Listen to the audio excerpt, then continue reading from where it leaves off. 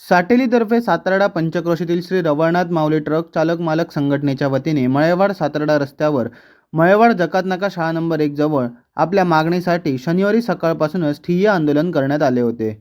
साटेली mining प्रकल्पामध्ये मोठ्या प्रमाणात अनधिकृत व बेकायदेशीर वाहने चालवली जात असून संबंधित वाहन चालकांकडे ना गाडी चालवण्याचा परवाना ना त्या व्यक्तींची नोंद असते.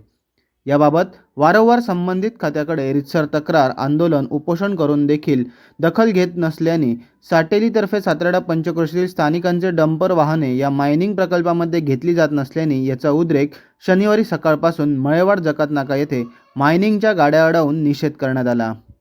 याबाबत उशिरापर्यंत वाहने उभी करण्यात आली होती. त्यामुळे वाहनांच्या लांबच लांब रांगा लागल्या होत्या. घटनास्थळी पोलीस अधिकारी, कर्मचारी कार्यरत होते. उशिरा मायनिंग पदाधिकारी व श्री रवळनाथ माऊली ट्रक चालक मालक संघटनेच्या वतीने याबाबत बैठक सुरू होती. अंतिम 18 तारीखला याबाबत बैठक घेऊन निर्णय घेण्याचे आश्वासन दिल्यामुळे तुर्तास हे आंदोलन मागे घेण्यात आले. Madan Murkar, Konkan live breaking, Malewad. Truck चालक मालक संघटना ह्या संघटनेमध्ये एक साधारण 65 गाड्या आहेत. ह्या 65 गाड्या ज्या होत्या, ह्या 65 गाड्यांना रोजगार ह्या साटेली माईनने दिलेला होता. साटेली माईन म्हणजे आमची कर्मभूमी. आमचा जन्म तिथे झाला. 2003 पासून या माईनीत आम्ही उत्पन्नास आलो. आज आमचं म्हणणं काय आहे, 2003 ते 12 पर्यंत ही माईन बंद पडली. आमच्या सगळ्यांच्या ज्या काही गाड्या आहेत, 130 गाड्या चालत होत्या, त्यातल्या फक्त 65 उरल्या आहेत. का उरल्या? कारण हे प्रकल्प बंद पडला.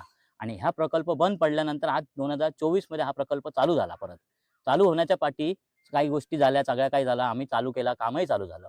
पण त्याच्यापासून सुरुवात झाल्यापासूनच ह्या कंपनीवाल्यांनी आमच्या ह्या 65 गाड्यांना धाब्यावरती ठेवलं. म्हणजे आम्हाला घ्यायला ते तयार नाही. त्यांनी आम्हाला सगळ्यात पहिला कमिटमेंट 4 नोव्हेंबरला दिली की तुमच्या येत्या एक 10-15 दिवसामध्ये आम्ही तुमच्या गाड्या माइन्समध्ये घेणार.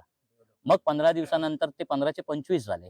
तेव्हा त्यांनी मग 25 दिवसापर्यंत आम्हाला काही रिस्पॉन्स दिला नाही. कंपनीचा मालक आम्हाला भेटण्यासही आला नाही. आणि शेवटी त्यांनी मग 1 महिन्यानंतर आम्हाला सांगितलं की तुमच्या गाड्या तिथे चालू शकत नाही. मग ह्याच्यानंतर परत 1 महिना गेला. परतही त्यांच्याबरोबर आमची बोलणं झालं, तरी त्यांनी आमच्या गाड्या घ्यायला स्पष्ट नकार दिला.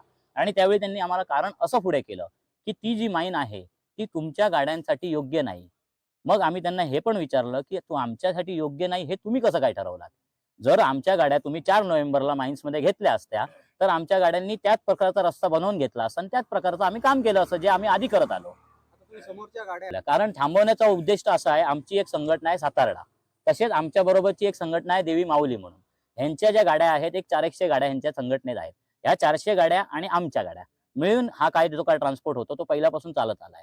आज आम्ही ह्या संघटनेला 2 वेळा ऑफिशियली लेटर दिलं काय की तुम्ही हा ट्रान्सपोर्ट चालवू नये. अशी आम्ही ट्रान्सपोर्टला पहिल्यापासून सगळ्या गाड्या चालत होत्या, पण हा जो ट्रान्सपोर्ट होतो त्याच्यामुळेच आमचं हे जे आतलं काम आहे हे आम्हाला मिळत नाहीये. म्हणून आम्ही त्यांना निवेदन दिलेलं होतं की आमच्या ज्या काही गाड्या आहेत त्या आम्ही